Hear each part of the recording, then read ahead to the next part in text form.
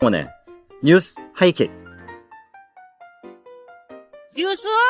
바로 내 이야기죠. 뉴스요? 멀리 있는 게 아니라 여기 있죠. 뉴스는 일상이다. 또 이웃들의 소식이죠. 살아가는 게 뉴스 아닌가요? 사람 사는 이야기가 뉴스다. 표창원의 뉴스 하이킥.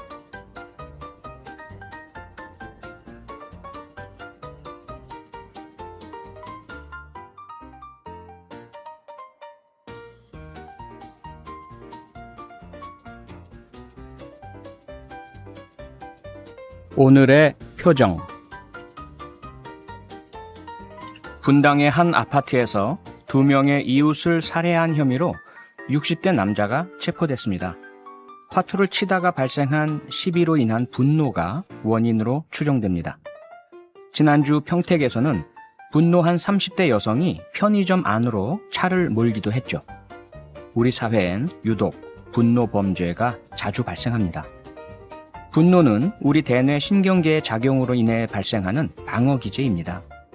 오래전 원시시대 자신과 가족을 지키기 위해서 주변의 위험 신호를 포착하고 주의와 대처를 촉구하는 경고신호 발동 장치라고 할 수 있습니다. 하지만 법과 규율이 발달한 현대사회에서 분노 감정은 조절의 대상입니다. 과거처럼 소리치고 공격하는 등의 야만적 반응은 비극을 초래할 수 있습니다.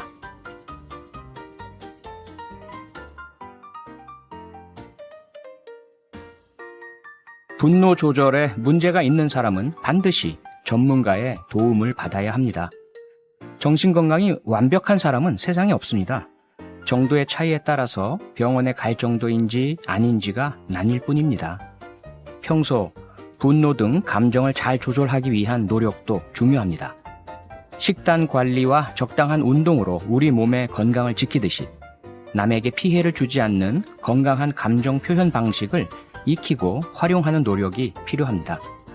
아이들에게도 영어 단어, 수학 문제 하나 더 풀기를 바라기 전에 건강하게 감정을 표현하고 조절하는 능력을 키울 수 있는 대화와 놀이, 독서와 문화, 체육 활동을 할 수 있도록 적극 도와야겠습니다. 오늘의 표정이었습니다. 오늘 함께 들으실 노래는 박정현이 부른 이젠 그랬으면 좋겠네입니다.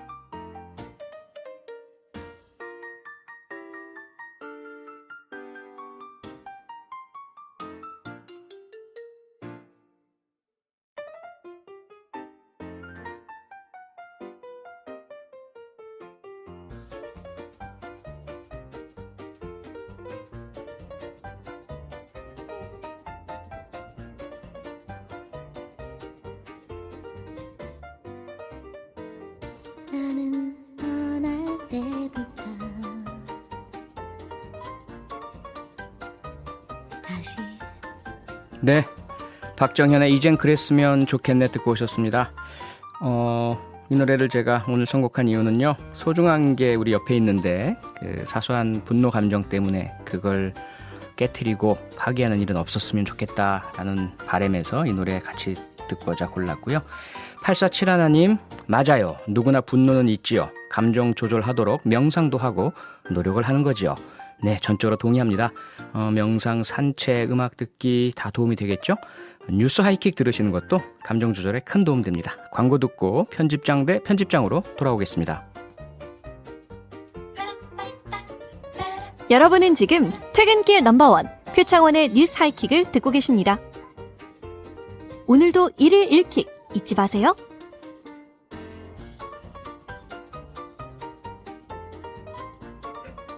국내 최고 주간지들의 표지기사 맞대결. 편집장 대 편집장.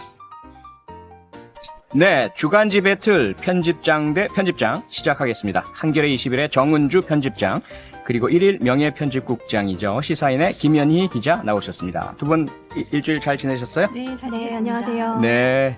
근데 푹 쉬신 것 같지 않아도 여전히 지쳐 보이십니다. 아, 그래요? 날씨 때문인가요? 가을을 타시는구나. 네네. 네. 자, 그럼 본격적으로 주간지 배틀 시작해 보겠습니다. 시사인 김현희 기자, 이번 주 시사인의 커버 스토리를 한 줄로 정리한다면요? 네, 공정이라는 단어가 어느새 한국 사회의 화두가 되었는데요. 예. 얼마 전에 끝난 의사 파업에서도 공공의대를 두고 공정성 논란이 일었었죠. 이번 시사인 커버 스토리는 한 줄로 정리하자면 진정한 공정이란 무엇인가를 되물어 보았습니다. 네, 지금 제가 그 시사인 들고 있는데요. 안 그래도 제가 쉬는 시간에 여쭤봤어요. 이 손은 누구 손인가? 네. 김현희 기자 손은 아니라고 네, 하니까요. 손은 누구 아닙니다. 손인지는 아직 모르겠습니다. 마침 문재인 대통령도 지난 주말에 제1회 청년의 날 기념식에서 이 시대 공정에 대해서 네, 이야기했지 맞습니다. 않습니까? 네네네. 상당히 시의적절한 주제 같고요. 지금 거의 뭐 공정이 이 시대의 화두가 아닌가 싶을 정도로 공정에 대한 논란과 어떤 그 뭐랄까요, 정쟁도 상당히 심하고요. 어떻습니까? 정은주 편집장은 여기에 맞서는 한겨레 21의 커버 스토리는 무엇입니까? 저희 커버 스토리를 한마디로 설명을 하면 은빛 보랏밭이 살아난 금강으로 소풍가자. 아, 예. 네. 그 말씀이 그냥 이 표지 사진에 그대로 담겨 있네요. 네네. 잘 보이시나? 유튜브 제가 이렇게 들고 있는데. 모래밭이 넓게 펼쳐진 게 보이시죠? 네. 예. 그리고 그림이 상당히 그러니까 이 사람의 표정도 살아 있고요. 모래밭이 아주 넓게 퍼져 있으면서 강도 그대로 나오는데 찍기가 쉽지 않은 앵글 같은데요, 이거? 예, 저희가 드론 띄워가지고 아. 네, 찍었습니다. 그래서 예. 좀 넓은 밭이라는 게 모래밭이라는 게 좀 드러나게 찍고 싶어서요. 네. 아하, 예. 지난 여름에 비가 많이 내리면서 그 4대강이 효과가 있네, 없네, 뭐 서로 많이 서로 다른 이야기들 많이 하셨더라고요. 학계에서도 그러시고 정치권도 그러시고요. 그럼 지금 이 시점에서 금강 얘기를 커버 스토리로 정한 특별한 이유가 있을까요? 그러니까 사실은 그런 논쟁들이 있을 때마다 사실은 이제 수치도 얘기하고 많이 얘기를 하는데 네. 기자는 사실은 현장에 갈 수 있는 직업이잖아요. 그래서 그렇죠. 이 현장을 좀 가보고 싶다라는 아하. 생각을 했고요. 그래서 지금 보의 수문이 이제 개방된 곳 그것이 이제 금강이거든요. 그래서 네. 금강이 그동안 어떻게 변했나 직접 한번 가보자 이렇게 결정을 했습니다. 현장에 직접 가보자. 그래서 가서 보시니까 금강에는 몇 개 보가 설치되어 있죠?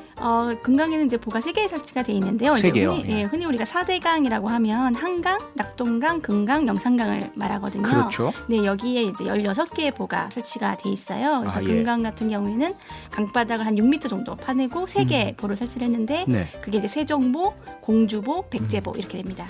그러면 그 세 개의 보가 모두가 다 개방이 된 겁니까? 네, 지금 현재 다 개방되어 있는 중이고요. 네. 이제 4대강 가운데서 금강에서 가장 오랫동안 지금 보가 개방이 된 상태예요. 이제 예. 문재인 정부가 들어서면서 환경 단체들하고 같이 이제 수문을 열고 한번 경제성을 한번 분석해 보자 이렇게 되면서 네. 당장은 철거하기가 어렵잖아요. 네. 그러니까 이제 보를 개방을 해서 어떤 변화가 있는지 좀 지켜보자고 한 거죠. 아하. 그래서 세종보하고 공주보 같은 경우에 전면 개방된 게 2018년 1월, 3월이고요. 그 네. 이후로도 백제보 같은 경우에는 겨울 같은 경우에는 잠시 닫혀지기도 했는데 대부분의 시간들 열려 있었습니다. 네. 그래서 취재 기자가 직접 세종보와 공주보 그리고 백제보 구간을 걸어 다니면서 금강의 변화를 눈으로 확인했다고 이렇게 되어 있는데요. 실제 확인해 본 결과 금강 상태 어떻습니까? 그러니까는 그 세종보에서 출발을 해서 공주보, 백제보로 이제 차로 가기도 하고 걷기도 하고 이러면서 둘러봤는데요. 차로도 가고 걷기도 하고. 네, 예. 금강 상류에서 이제 하류로 가는 길이었는데 네. 아까 사진에서 잠깐 보여드린 것처럼 우선 제일 눈에 띄는 게 모래밭이 굉장히 크게 늘었다는 거예요. 아. 보통 축구장 면적의 74배 규모 정도가 늘어났고요. 예. 그리고 풀이 자라는 이제 수변 공간도 축구장 면적이 한 115배 정도가 늘어났습니다. 근데 네. 이렇게 모래톱이나 이런 모래밭이 생긴 게 좋은 징조인 게 이제 여기에 이제 어류나 조류 아니면 생물들이 이제 살 수 있는 공간이 생겼다는 거잖아요. 네. 그래서 실제로 백로나 물대새, 금개구리, 맹꽁이, 수달, 흰수마자 이런 멸종위기 생물들이 돌아오고 있는 모습이 관찰이 됐고요. 예. 그래서 이 보의 수문을 여는 것만으로도 금강이 예전의 모습으로 스스로 되찾아가고 있다는 걸 현장에서 확인할 수 있었습니다. 네. 거기에 더해서 그 논란의 대상이었던 녹조 라떼 소위 말해서 네네. 이 녹조들이 쫙 깔려 있었던 현상이 한 번도 나타나지 않았다. 네. 이렇게 그 기사가 돼 있던데요. 이거 역시 보 개방 효과라고 봐야 될까요? 네, 그렇죠. 그러니까 올해의 경우에는 나타나지 않았는데요. 이제 네. 몇 가지 이유가 있는데 첫 번째는 보가 개방이 되면서 원래 그런 녹조라떼가 나타나는 게 물의 흐름이 느려져서 그런 그렇죠. 거거든요. 예, 근데 보를 개방하니까 이제 물이 어쨌든 흘러가기 때문에 그 네. 현상이 적어진 것이고 작년 그러니까 2018년에 열었으니까요. 작년에는 그 일수가 훨씬 더 줄었고 올해는 아예 나타나지 않았는데 그 중에 한 원인은 또 이제 올해 같은 경우는 비가 굉장히 많이 왔잖아요. 네네. 그러니까 아무래도 물의 흐름에 영향을 주었겠죠. 그런 부분도 이제 있었다고 보고요. 반대로 낙동강 같은 경우에는 이제 보혜문을 안 열고 있는데 예. 여기는 지금 영남 사람들의 식수원인데도 불구하고 지금 녹조가 매해 일어나고 있고요. 올해도 일어났습니다. 예. 자, 그러면 이제 금강의 경우에 환경 개선 효과가 뚜렷하다 이렇게 결론을 내릴 수가 있는데 그렇다면 과연 지금처럼 개방을 했다가 필요할 때 폐쇄하는 닫는 이런 형태로 하실지 아니면 아예 보를 없애고 해체한다 이런 주장도 있잖아요. 여기에 대해서 논의가 계속 있어 오지 않았습니까? 그렇죠. 이제 2019년 2월에 이제 환경부에서 발표한 게 있었는데 네. 그때는 금강의 세종보를 완전히 해체하는 거였고요. 공주보는 이제 부분적으로 해체하고 백제보 같은 경우에는 상시 개방하는 안이 나왔었거든요. 예. 그리고 다른 강들의 처리도 2019년 6월까지 확정을 하고 12월에 이제 실행한다 이렇게 발표를 했었어요. 네. 그런데 그때 이 발표가 난 이후에 이제 보수 언론들의 비판이 많았고요. 또 네. 지역 주민들 중에서도 반대하는 분들이 계시거든요. 예. 이제 왜냐하면 금강 같은 경우에 수위가 내려가면 경관이 나빠진다 이렇게 보시기도 하고요. 또 하나 농업용수 얘기도 있었잖아요. 네, 농업용수가 가장 큰 이제 이슈인데요. 특히 겨울 같은 경우에는 이제 비닐하우스를 따뜻하게 만드는 거를 지하수로 하는 그 농가들이 꽤 있어요. 그러니까 예. 비닐을 두 겹으로 놓고는 그 사이에 물을 흐르게 해서 그러면 바깥 온도하고 안에 온도가 차이가 나게 되잖아요. 네. 그걸로 이제 그 난방비를 아끼는 농가들이 많아서 그런 경우에는 지하수가 많아야 되는데 그러면 보혜물이 이제 내려가면 안 되는 거죠. 그런 이유로 반대하는 농가들도 있고요. 그러다 보니까 지역 주민들의 의견들이 그렇다 보니까 결국은 또 총선도 앞두고 있었잖아요. 그러면서 그 처리가 계속 차일피일 지금 미뤄지고 있는 상황인데요. 지금 보호 결정 권한을 갖고 있는 게 국가물관리위원회라고 있거든요. 네. 여기서 아직 결론을 못 내고 있는데 지금 계획으로는 9월 말, 10월쯤에 다시 한번 이제 이 부분을 본격적으로 결론을 내는 방향으로 논의하고 있습니다. 예. 좀 전에 그 낙동강 같은 경우에는 여전히 녹도 라떼가 관찰된다라는 말 주셨는데요. 그러면 낙동강이나 영산강, 한강 등은 어떤가요? 이러한 금강 같은 보호 개방 실험이라든지 논의라든지 진행이 잘 안 되나요? 네, 한강하고 낙동강은 지금 원칙적으로 보를 개방하지 않고 있고요. 네. 그리고 지금 아까 말씀드린 것처럼 금강은 2018년 1월서부터 이제 상시 개방이 원칙적으로 이루어지고 있는 중인 거고요. 네. 영산강 같은 경우에도 필요에 따라서는 여는데 이렇게 금강처럼 오랫동안 개방하지는 않았습니다. 그래서 사실은 지금 현재 보호 개방으로 그러니까 어떤 영향을 주는지는 금강이 가장 적절하게 보일 수 있는 거죠. 그래서 이 금강의 변화를 우리가 영산강이나 한강, 낙동강에서도 볼 수 있을지 그게 이제 주목되는 거죠. 예.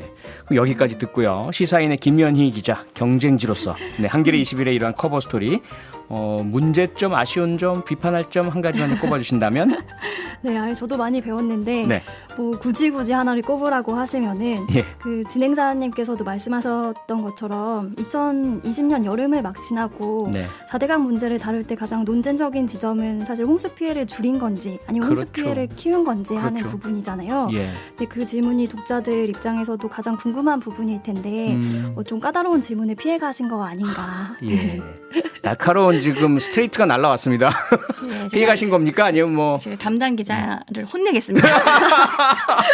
예상의 쿨한 반응입니다. 담당 기자께서 지금 상당히 담당 기자께서 그 직접 현장까지 가서 굉장히 고생을 하셨을 텐데. 그러니까요. 시사인의 비판에 제가 겸허히 받아들이고 혼내도록 하겠습니다. 네, 알겠습니다. 한겨레 21의 커버 스토리 얘기는 여기까지 하고요. 시사인의 커버 스토리로 넘어가 보겠습니다. 이번 주에 커버 스토리에서 시사인은 공정담론에 대해서 짚어주셨잖아요. 대표적인 사례로 최근 있었던 의사파업 그리고 인천국제공항 정규직 소위 말하는 인국공 논란 두 가지 뽑으셨네요. 그 이유 좀 여쭤볼 수 있을까요? 네, 사실 의사파업이랑 인국공이라고 불리는 인천국제공항 정규직 전환 논란 별다른 연관성이 없을 것 같은 두 이슈를 하나로 관통하는 키워드가 바로 공정인데요. 많은 분들이 기억하실 텐데 그 의사파업 도중에 대한의사협회에서 올린 게시물 하나가 굉장히 논란이 되었었어요. 당신의 생사를 판가름지을 중요한 진단을 받아야 할 때 의사를 고를 수 있다면 둘 중 누구를 선택하시겠습니까? 라고 묻고 이제 두 가지 보기를 주었죠. 1번은 매년 전교 1등을 놓치지 않기 위해 학창 시절 공부에 매진한 의사. 2번은 성적은 한참 모자라지만 그래도 의사가 되고 싶어 추천제로 입학한 공공의대 의사. 이렇게 돼 있었는데요. 의협의 의도는 2번 추천제로 입학한 공공의대 의사가 자격이나 실력이 없다라는 이미지를 대중들에게 심어주려고 했겠지만 사실 오히려 역효과가 났었죠. 그렇죠. 그런데 사실 저 게시물에서 또 하나의 인식을 엿볼 수가 있는데요. 공부를 잘하고 수능 성적이 높은 학생이 의대생이 될 자격이 있고 그것이 공정하다라는 것이죠. 그런데 이러한 인식은 이미 2017년 인천공항 정규직 전환 논란에서도 드러난 적이 있습니다. 비정규직으로 인천공항에서 일하던 보안 요원들을 직접 고용하기로 하자 정규직 노조에서 반발을 했던 건데요. 그때 들었던 이유가 바로 공채를 통과하지 않은 이들을 정규직으로 고용하는 것은 불공정하다라는 거였어요. 객관적인 시험이라는 잣대가 두 이슈에서 모두 공정으로 통용됐다고 볼 수 있습니다. 네, 이 시험 만능주의, 그러니까 조선시대의 과거 만능인 것처럼 말이죠. 문제에 관련된 정보를 주입시켜서 시험 문제의 답을 잘 풀어내면 다른 것도 다 잘할 수 있을 것 같은. 그것이 정말 능력을 제대로 평가하는 거다. 그러니까요. 예, 어떻습니까? 정원주 편집장님은 이러한 시사 죄송합니다. 시사인에 시사 21로 두 잡지를 섞어버렸습니다. 한겨레 21 시사인. 그러게요. 시사인의 그 공정 담론 문제 제기. 어떤 문제점 비판의 지점이 있을까요? 저도 굉장히 재밌게 잘 읽었는데 만약에 저희라면 한겨레 21이 이 이슈를 닮았다면 저는 이 당사자들 이야기를 들었을 것 같아요. 당사자들. 저는 이제 그 제목도 그들만의 공정이던데 사실은 굉장히 이제 언론이 가장 흔히 하는 저는 좀 실수이자 좀 고쳐야 될 것이라고 생각하는데 그게 바로 이제 가르치는 태도이거든요. 저는 그렇게 그 문제를 내고 그렇게 생각하는 데는 다 이유가 있을 것이고 그 이유가 무엇인지를 직접 그 목소리를 먼저 들어야 그 다음부터 사실은 문제 해결의 시작이라고 생각해서 좀 당사자들이 왜 그런 생각을 했는지를 먼저 들었으면 어땠을까라는 생각을 했습니다. 강한 훅이 들어왔습니다. 왜 당사자들 얘기를 안 들은 겁니까? 어떻게 반론하시겠어요? 이번에도 또 당사자들의 얘기를 듣지 못했는데요. 근데 이게 사실 어떻게 보면은 시사인과 한겨레 21의 어떤 성격이 다르고 다른 어떤 색깔을 보여주는 거 아닐까 하는 생각이 들고요. 각각 또 시사 주간지 시장에서 역할이 있는 거 아닐까라는 생각이 듭니다. 슬쩍 뭐 구렁이가 담 넘어가는 듯한 느낌을 받는데요. 지난번에도 코로나19로 인한 학력 격차 문제에 대해서 통계 위주로 내셨잖아요. 그래서 한겨레 21에서는 마찬가지로 왜 현장에 가서 이야기를 안 들었느냐라는 질문 주셨는데 그게 어떤 성향상의 차이로 이렇게 비껴가시네요. 앞으로는 그러면 계속 그렇게 그 현장 당사자 이야기는 한겨레 21에 미루실 겁니까? 저희도 필요하면은 듣고요. 사실 많이 듣습니다. 그러시겠죠, 당연히. 3019님 문자 주셨는데요. 한마디로 수능 점수랑 공채 같은 시험 이걸 거치지 않으면 불공정하다. 어떻게 이런 상황이 된 걸까요? 라는 질문 주셨어요. 그러니까 저도 사실은 우리 이제 그 경찰 같은 경우도요. 제일 안타까운 게 경찰은 시험 공부 잘한다고 경찰관 잘하는 거 아니잖아요. 지난주에 이대호 형사도 모셨지만 이대호 형사 같은 경우도 뭐 운전도 하고 또 과일도 파시고 하시다가 또 이 순경으로 들어오셔서 1000명이 넘는 범죄자를 잡았거든요. 공부 잘해서 잡는 게 아니란 말이에요. 그런데도 경찰도 여전히 그 시험에 의존하는데 그게 아무래도 그런 객관성에 대한 신뢰의 문제죠. 신뢰하지를 못하는 거고요. 전 되게 재밌는 얘기를 들었는데 제가 유럽에서 유럽 특파원으로 일한 적이 있는데 거기에서 우리나라가 대학교가 어디 나왔는지가 평생을 굉장히 중요한 일이다라는 얘기를 했더니 거기 있던 그 엘리트 거기에 있는 공무원들이 하는 얘기가 아니 어떻게 그게 가능하 19살 때 그 사람을 나머지 30년에 그 사람의 다른 경력들을 무시하고 그게 어떻게 더 중요한 일이 될 수가 있느냐라고 반문을 하더라고요. 그런데 한국에서는 정말로 시험 객관적이라고 생각하는 그 시험에서 몇 점을 받았느냐가 너무 중요하게 판단을 하죠. 근데 그게 굉장히 불행한 이유가 그 이후에 그러면 그 삶의 다른 궤적들에 대하여서는 전혀 가치를 평가하지 않는 면이 있는 거잖아요. 그러니까요.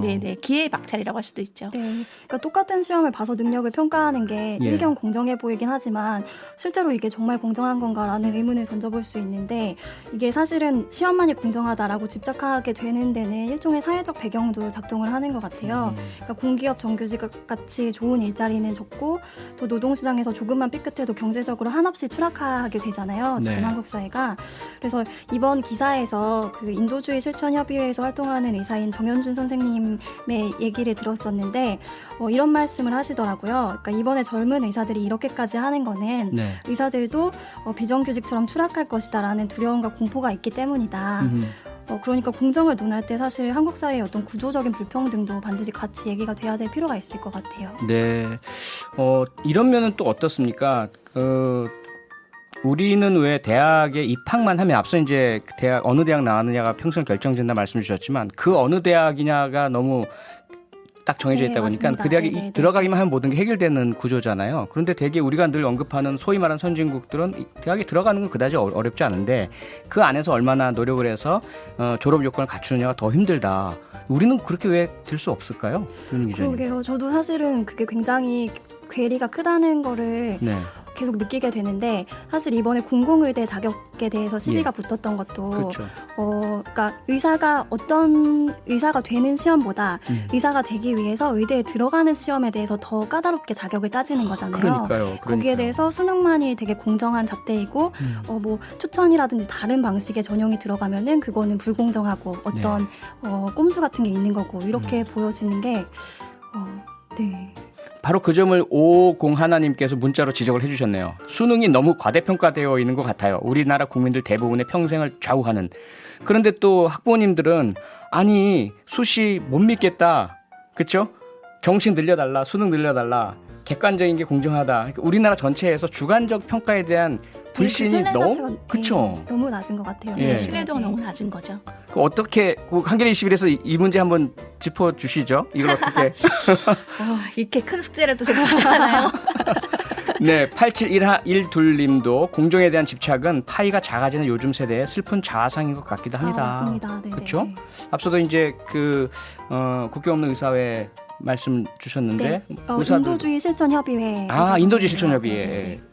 셨군요. 네, 그런 그 의사들 스스로의 신분에 대한 불안정이 또 다른 공정 시비의 원인이다. 네. 이렇게 근데 말씀하셨고요. 의사만 해도 사실 굉장히 우리 사회에서 높은 지위를 가지고 있다고 생각이 드는데 그분들마저도 공포감을 느끼고 있다는 게 굉장히 좀 생각해볼 지점인 것 같아요. 사회가 그만큼 불안정하다는 얘기죠. 그러니까요. 네. 앞으로 이제 그 로봇이나 AI 자동화 늘어가면 더 그럴 텐데 걱정입니다. 앞으로 두 시사인과 한겨레 21일에서 한번 대안을 제시해 주시기를 숙제를 드리고 오늘은 편집장 대 편집장 여기까지 해야 될 것 같습니다. 시사인 김현희 기자, 한겨레 21 정은주 편집장이었습니다. 두 분 감사하고요. 다음 주에 또 와주시기 바랍니다. 고맙습니다. 감사합니다. 네, 감사합니다. 뉴스 하이킥의 하이라이트 민자영 리포터 날씨와 도로 상황 전해주세요. 네, 저녁 시간이 되니까 불어오는 바람 많이 차가워졌더라고요. 요즘 한절기 옷차림 고민되시는 분들 많을 텐데요. 내륙 지역은 아침 기온 10도 아래까지 내려가는 경우도 있습니다. 네, 서울의 아침 기온이 15도, 철원은 8도, 대구 14도가 예상되는데 얇은 겉옷 이제는 챙겨 다니시는 게 좋겠고요. 한낮에는 19에서 25도 사이로 일교차도 크겠습니다. 건강관리 신경 쓰셔야겠고 보기만 해도 탁 트인 파란 하늘에 내일은 구름이 살짝 다가오겠고 영동지방과 동해안 쪽은 다소 흐리겠습니다. 그리고 내일과 모레 새벽 사이 내륙을 중심으로 1km 미만의 가시거리가 예상됩니다. 짙은 안개 때문인데요. 교통안전에도 유의하시기 바랍니다.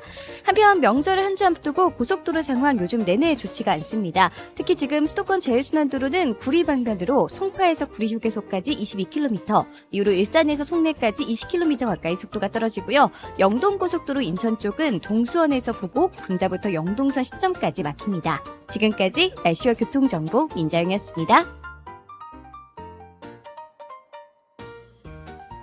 코로나19 숨은 영웅들 지난주에 이어서 이번 주에도 만나봅니다. 오늘 만나볼 네 번째 주인공은요.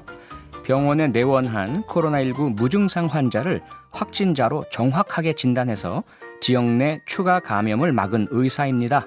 대전 근화내과의 김근화 원장님. 안녕하세요. 네, 안녕하십니까. 네, 환자가 무증상이었다면서요?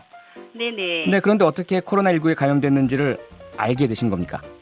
환자가 인후통은 있었지만 청진을 했을 때 스폼, 뽀드득하는 소리가 주로 양쪽 등의 아래쪽에서 들려서 엑스레이를 촬영했습니다. 예. 보통 세균에 의한 폐렴은 기관지와 혈관 음영이 보이지 않을 정도로 하얗게 나오는 데 반하여 코로나19에 의한 폐렴은 뿌옇게 마치 유리창에 성에가 낀 양상으로 간 유리 음영이 보입니다. 이 환자는 코로나19가 잘 침범하는 폐 아래와 뒤쪽에 간 유리 음영이 있어서 코로나19에 의한 폐렴이라고 확신을 하고 검사를 받도록 하였습니다. 예. 네. 그런데 그 해당 환자가 대전의 코로나19 집단 감염원으로 꼽히는 어떤 식당의 주인이었잖아요. 네네. 그 당시 상황 좀 간략히 설명해 주실 수 있으실까요? 네네. 환자분은 9월 7일 오전에 근처의 타 의원 진료를 받은 후에도 인후통이 계속되어서 오후 3시경에 저희 의원에 내원하였습니다. 청진시에 이제 폐렴에 합당한 소견이 있어서 그 시행한 엑스레이 검사상에서 코로나19에 의한 폐렴이라고 생각하고 충남대학교 병원 선별진료소로 전원하여서 즉시 코로나19 검사를 받도록 조치를 하였습니다. 예. 그런데 다른 병원에 갔다가 인후통 때문에 다시 네네. 이제 근화내과로 오신 건데 네네. 원장님께서 엑소선 촬영하자 이래서 결과 보고 코로나19 같습니다라고 말씀하셨더니 환자는 어떤 반응 보이시던가요? 무증상이었잖아요. 네네. 그러니까 환자분은 엑스레이 설명을 들으면서 코로나19 검사 얘기를 듣자마자 예상 못했던 반응을 이제 들어서 무척 당황하는 모습이었고 같이 동행한 아드님 걱정을 먼저 하셨습니다. 네. 그리고 혹시나 저희 의원에도 피해가 갈까봐 미안해하시기도 했습니다. 네, 그래서 바로 진료 의뢰서를 작성해드리고 선별진료소로 가셔서 검사를 받도록 안내해드렸습니다. 네. 아드님 걱정도 하셨지만 당연히 이제 원장님도 가까이에서 진료를 하셨고요. 네네. 그리고 병원을 왔다 갔다 하셨으니까 병원에 계시는 간호사님이나 뭐 모든 분들이 밀접 접촉자 아니겠습니까? 네네. 그러니까 검사 다 받으셨겠네요? 결과는 나왔습니까? 네, 다행히 저 포함해서 직원들 모두 다 음성이었습니다. 다행이네요. 네네. 다 마스크 착용하고 원칙대로 방역 수칙 지키시면서 진료하셨군요. 네네. 네. 그럼 이번 사례처럼 다른 이유로 병원에 오셨다가 코로나19 감염 사실을 알게 되는 경우가 좀 흔한가요? 어떤가요? 그다지 흔한 사례는 아니라고 생각됩니다. 사실 이제 무증상 감염자도 많지만 코로나19 감염 초기에는 일반 엑스레이 검사상에서는 정상 소견을 보여서 진단이 어렵다고 되어 있고요. CT 촬영을 해야 진단이 가능하다고 알려져 있습니다. 올해 초 코로나19 감염이 시작되고 그에 따른 임상 자료들이 발표되면서 제가 관심을 갖고 따로 찾아보며 공부를 했던 것이 이번에 환자를 진단하는 데 도움이 되었다고 생각됩니다. 예. 그렇게 해서 공부를 해서 다른 곳에서는 알아내지 못하는 코로나19 증상을 이제 알아내셔서 엑스레이로 확인까지 하신 건데 네네. 그 결과로 오히려 병원은 곤란한 상황이 생겼다면서요? 네. 일단 확진 환자의 역학조사 후 동선 공개로 의원 이름이 노출이 되면 코로나 병원이라는 마치 낙인이 찍힌 것처럼 뿌리표가 붙게 됩니다. 아이고. 당일 내원했던 환자분들 모두와 심지어 다른 날짜에 내원했던 환자분들까지 전화로 문의를 해옵니다. 왜 코로나 환자를 50분 동안 진료를 했냐고 항의도 또 들었고요. 밖에서 지나가다 보면 주변의 식당에서는 왜 병원 문을 열었냐고 항의하는 일들도 있었습니다. 심지어 어떤 분은 전화로 다시는 그 병원 안 간다고 하는 분들도 있었습니다. 당연히 그 여파로 거의 30% 수준으로 환자는 줄었습니다. 그러다 보니 확진자를 진단해서 이런 고통을 저뿐만 아니라 직원들까지 겪게 되니 솔직히 심리적으로 많이 힘들었습니다. 아이고, 사실은 뭐 사회 공익을 위해서 중요한 일을 하신 거고요. 그렇게 네네. 발견 안 하셨으면 그분은 더 많은 감염을 또 전파시키셨을 거 아닙니까? 네. 그런데도 이렇게 오히려 피해를 입으셨는데 다른 이제 식당이나 확진자 나온 곳들도 다 유사한 피해를 입으셨잖아요. 네네. 근데 사실은 오히려 확진자가 나왔다는 것이 확인된 곳은 방역을 다 실시하고 오히려 네네. 더 안전해지는 거 아닙니까? 맞습니다. 네, 그래서 이번 사건을 직접 겪으신 다음에 확진자 네네. 동선 공개에 문제점이 있어서 보건소와 방역당국에 건의를 하셨다고 들었는데요. 네네. 어떤 점들을 개선 권고하셨습니까? 그 대부분의 의료기관은 CCTV가 설치되어 있고 그 내원 환자의 인적사항을 보유하고 있으므로 그 영상 확보와 밀접 접촉자의 그 정보를 관할 보건소와 시청과 공유해서 신속히 처리가 가능합니다.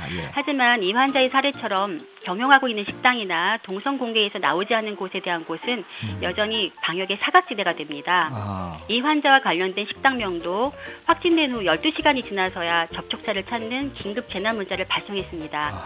그리고 이틀 동안 접촉자 중에서 20명의 확진자가 발생하였고 그 후로 4명이 더 발생했습니다.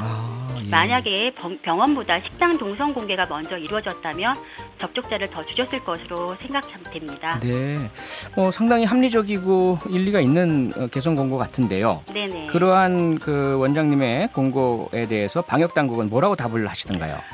관할 보건소의 동선 공개 등 이런 문제에 대해서 개선에 대해서 건의를 하면 현재는 질병관리청인 그 당시는 질병관리본부의 지침을 따른다고만 하는 답변을 들을 수밖에 없었습니다. 그래서 질병관리본부의 감염병관리센터로 연결을 시도했지만 이루어지지 않았고요. 부득이하게 콜센터로 전화를 해서 담당자와 연결을 수차례 간곡히 부탁했지만 행정 개선을 원하면 국민신문고에 건의하라는 답변만을 들었습니다. 예. 네. 그래도 오늘 그 뉴스 하이킥 청취자들이 그래도 꽤 많으시거든요. 네네. 오늘 말씀 주신 내용이 국민신문고 역할을 꼭 하리라 기대를 합니다. 네. 네. 그리고 시간이 거의 다 돼서 원장님 혹시 마지막으로 우리 네네. 청취자분들께 하시고 싶은 이야기 있으시다면 좀 부탁을 좀 드리겠습니다. 네네. 제가 특별한 의사가 아니고 오늘 하루 지금 이 순간에도 자기 자리를 지키며 묵묵히 진료하고 있는 의사들이 많음을 알리고 싶어서 이 인터뷰에 요청에 응했습니다. 그동안 코로나19와 싸우셨던 의사를 포함한 다른 의료진들, 그 외 방역당국에 계신 분들께 진심으로 감사와 존경의 말씀을 전하고 싶습니다. 코로나19 확진자 동선에 노출되어 힘든 일을 겪고 계시는 의료인분들뿐만 아니라 소상공인 자영업자분들께서도 용기 잃지 마시고 코로나19가 종식되는 그날까지 꿋꿋하게 지내시길 바랍니다. 네. 김근아 원장님의 진심 어린 진료가 더 큰 피해를 막을 수 있었다 생각하고요. 앞으로도 건강하게 진료 잘 부탁드리겠습니다. 오늘 인터뷰 감사합니다. 네, 감사합니다. 네. 코로나19 숨은 영웅들 제4탄 오늘의 주인공은 대전 근화내과의 김근화 원장이었습니다. 광고 듣고 왔습니다. 뉴스 하이킥 함께하고 계시고요.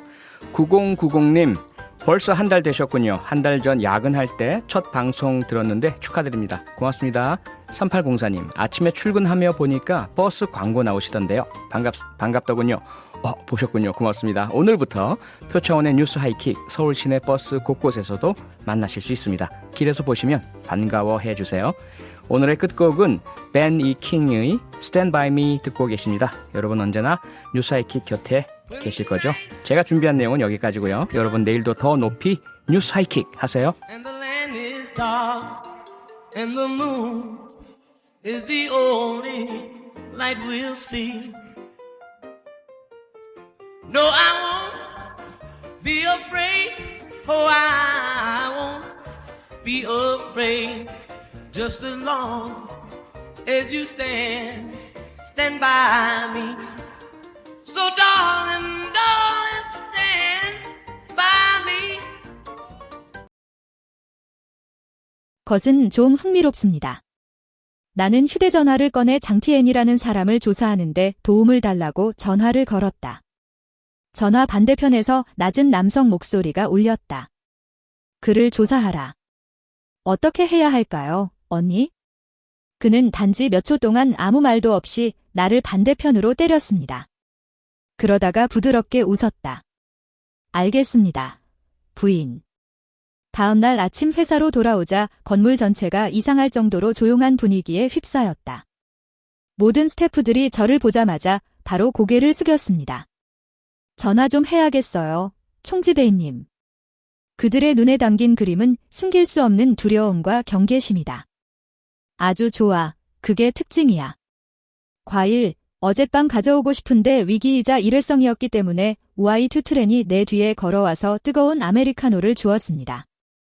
총지배인님, 추바님 집 하려고 쫓겨난 뒤 와서 리버뷰 아파트로 돌아가고 싶었으나 경비에 의해 문 밖에서 막혔습니다. 오늘 아침에도 회사에 가서 말썽을 피우다가 제지당하기도 했습니다. 그런 다음 인사부서와 법무부서는 문명화된 의사소통 절차에 따라 해고 서류를 준비했습니다. 다시 와서 서명하고 작업을 넘겨야 합니다. 나는 커피를 언급했다. 모든 개인 소지품을 포장할 필요 없이 이전 집으로 바로 보내세요. 추 씨의 법적 목적에 따른 계약 위반에 대한 해고, 통지 및 보상표는 우편으로 발송할 수 있습니다. 그 두 사람을 다시는 보고 싶지 않아요. 예, 튜트렌은 고개를 끄덕인 다음 계속하기 전에 조금 망설였습니다. 병원에서는 방금 통보했고 다시 통신했습니다. 괜찮아, 그냥 조금 겁이 났을 뿐이야. 아기는 그것을 유지할 수 있습니다. 응, 내 얼굴에는 감정이 별로 없어. 순진한 아이, 나는 태어난 생명에 대해 분노를 터뜨릴 수준이 아니다. 어제의 뺨은 강해 보였지만 나는 이미 내 손의 힘과 넘어지는 각도를 계산해 두었습니다. 그녀의 체면을 잃게 만드는데 충분할 뿐 해를 끼치지는 않습니다. 사실 제가 상대하고 싶은 사람들은 뻔뻔한 어른들이에요. 저기장태는